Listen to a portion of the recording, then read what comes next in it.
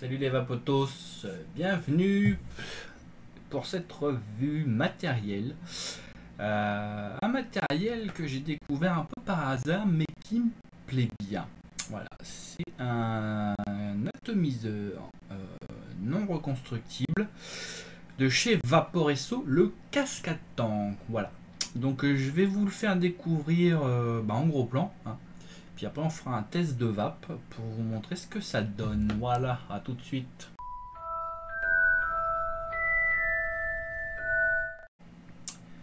Voici donc la boîte donc, du Cascade Tank, hein, de chez Vaporesso. Ici on a le cascade, voilà. Derrière on a tout ce qui contient. Donc on va l'ouvrir, hein. Donc là il manque une résistance parce que tout simplement je l'ai utilisé. Voilà. Là vous avez un Pyrex de rechange. Vous avez une base pour, je crois que c'est la partie reconstructible. J'en suis pas sûr. Et voilà le tank. Donc le tank, comme vous le voyez, c'est pas, c'est pas un petit tank, hein. C'est même plutôt un gros bidule, hein. Si on le compare par exemple, on va le comparer au TFV12 Prince. Vous voyez, il a à peu près la même taille, donc c'est déjà du beau bébé, on va dire. Mais il y a quand même des petites différences. Alors déjà, quand on dévisse le bas, voilà, en fait la résistance elle n'est pas vissée sur le socle. Elle est simplement entre guillemets posée, voilà, dans la cheminée. Et il suffit de la déposer et de l'enlever en tirant ici. Alors je vous conseille pas de tirer cette partie là parce que sinon vous retirez tout et votre résistance elle est foutue. Là vous avez en dessous une partie où l'ongle peut s'accrocher et qui est fixé au reste. Je vous conseille de faire ça, sinon vous allez dégommer votre résistance, ce qui est un peu dommage. Donc là, comme vous le voyez, c'est une résistance quadricoil, une 0,15 ohm. Je vais essayer de vous la montrer. Est-ce que vous allez voir? Ouais. 0,15 ohm. Donc comme vous le voyez, il conseille de la vaper entre 80 et 200 watts. Donc autrement dit, c'est pas pour les pupilles asthmatiques. Là, on a donc le réservoir. Comme vous le voyez, le dôme est plutôt petit, parce que faut tenir compte que toute la partie rouge, ça va être collé à la résistance. Donc au final, il y a assez peu d'espace pour la vapeur une fois qu'elle s'échappe de la résistance. Et vous allez voir que ça a son utilité. Donc pour remettre, la résistance, il suffit de la poser, de clipper en fait pour que la résistance s'enfonce à l'intérieur, et voilà. Vous n'avez pas de problème, ça risque pas de couler, donc ça c'est plutôt cool. Ensuite il faut revisser, voilà, comme ça. Alors je vous le cache pas, le stock se revisse pas super bien, il faut un peu, pas forcer, mais voilà, c'est un petit peu contraignant. On a 1, 2, 3 airflow qui sont relativement grands. La bague tourne bien sans pour autant que ce soit trop rigide ni trop facile. Moi j'aime beaucoup le drip tip, il est bien gros, il est bien large, il est bien haut surtout, donc on risque pas de toucher la partie là.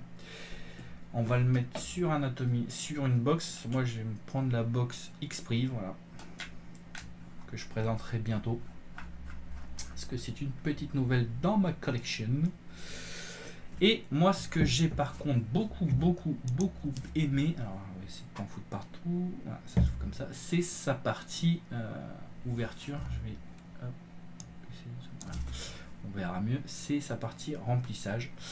Alors c'est un mélange entre le TFV, le système du TFV et le système du mélo, c'est à dire que voilà, la bague est légèrement rotative, ouais, elle n'est pas droite, mais elle ressemble quand même beaucoup à celle du Melo 300. C'est pas tout à fait droit, c'est pas tout à fait rotatif, c'est bloqué là, c'est le maximum. C'est un énorme avantage, c'est que honnêtement pour l'ouvrir de façon inopinée, faut le vouloir, hein. Donc c'est plus inopiné forcément. Non, honnêtement, ça souffle pas comme ça. Même si les TFV12 New Generation ont un système de loquet, là, vous voyez, écoutez, il y a un petit clac. Voilà. Il faut vraiment pousser pour l'ouvrir. Donc, mais j'ai trouvé ce système vraiment intelligent. Voilà. Parce que moi je trouve que ça fait ses preuves et voilà, j'aime beaucoup ce système. Je le trouve moins dur que celui du Melo 12 mais plus fiable que celui du TFV12, donc voilà, nickel chrome. Donc vous voyez l'ensemble, ça fait déjà quand même un beau bébé, hein, parce qu'il n'est pas petit, hein, voilà, le cascade n'est vraiment pas petit, mais voilà, on va voir ce que j'ai pensé. Je vous laisse la surprise, on va voir ce que j'ai pensé de ses performances avec une démonstration en direct et en plan large. À tout de suite.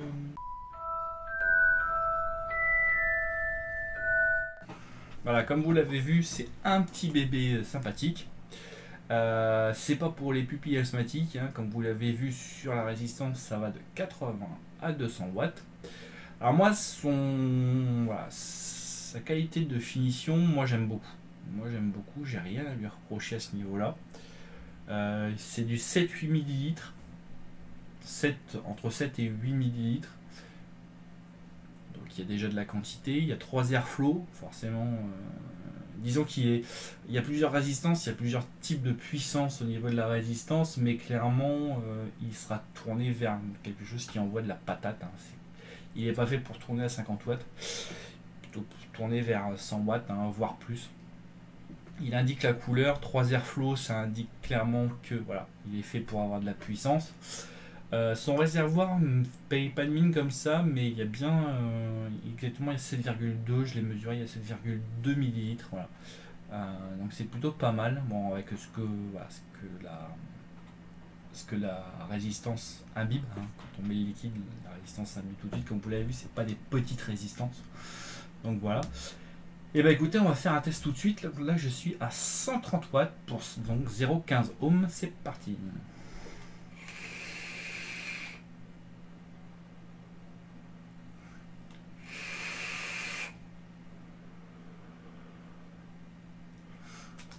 Bon bah comme vous le voyez, hein, il envoie du lourd. Je sens d'ailleurs qu'il n'est pas, à 100%, on va dire. Je pense il a encore de quoi. Je vais pas le pousser à. Voilà, j'ai remis tout mon liquide. J'ai plus de liquide. Faudra que je rachète. Voilà, donc je vais le pousser un petit peu. J'ai remis du liquide parce que comme vous l'avez compris, hein, ça consomme voilà, comme un bon vieux V12 américain. C'est un peu le défaut. Les 7 ml sont pas trop, honnêtement. Si vous vapez dessus de façon quotidienne, c'est-à-dire mettons que vous avez que cet atomiseur là, franchement je vous conseille de partir avec une fiole parce que ça part vite et évidemment plus vous montez dans les watts, pire c'est. Donc là je me suis mis à 150.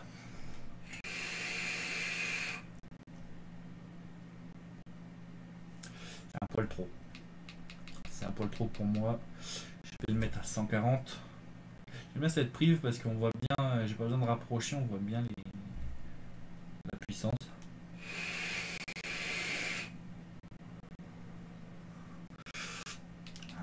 Poil trop, je vais le mettre à 135. Je vais faire des appels d'air, voilà. Je vais fermer l'airflow et aspirer un peu. C'est la technique de l'aventurier. 135 c'est bien. Après ça devient trop. Alors voilà, donc niveau vapeur, vous avez vu, il envoie plus que correctement, il envoie vraiment du patate et encore je vous dis je suis pas à fond, hein. Je sens qu'il n'est pas encore explosif, mais avec le liquide que j'ai mis dedans, plus il y a quelque chose, Voilà, ça le fait pas. Le liquide se gâche un petit peu. C'est pas un goût de brûlé, mais il y a quelque chose qui me dérange. Concernant ces saveurs, alors moi c'est là que ça m'a bluffé, c'est qu'il est vachement bon. Franchement, il déchire. Je suis pas un amateur voilà, des résistances toutes faites, mais là je dois avouer que ça envoie de la patate.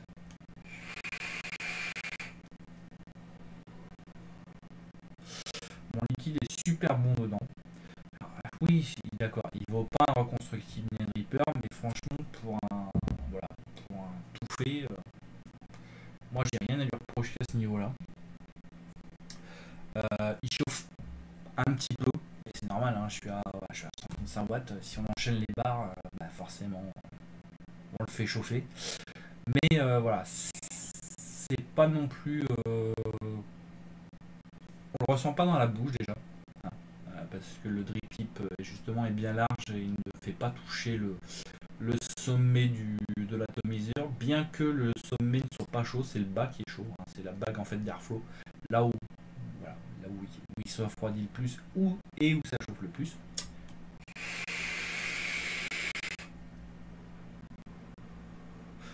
La vapeur est tout juste tiède, voilà, mais tout juste quoi. Mais vraiment, j'étais bluffé par ses capacités de saveur. Franchement, je suis assez surpris. Son gros défaut quand même, c'est il consomme énormément. Il n'est pas fait pour envoyer 50 watts. Il est fait pour envoyer au-dessus de 100 watts largement. Et la consommation descend à vue d'œil. Hein. Donc je vous conseille, si vous partez avec la journée, je vous conseille de prendre une fiole entière de liquide parce que franchement, et quand je dis une fiole, pas de 10 ml quoi. Vous prenez vraiment. Si vous avez des fioles, si vous vapez en zéro, prenez une fiole de 50, je pense que vous en aurez largement besoin.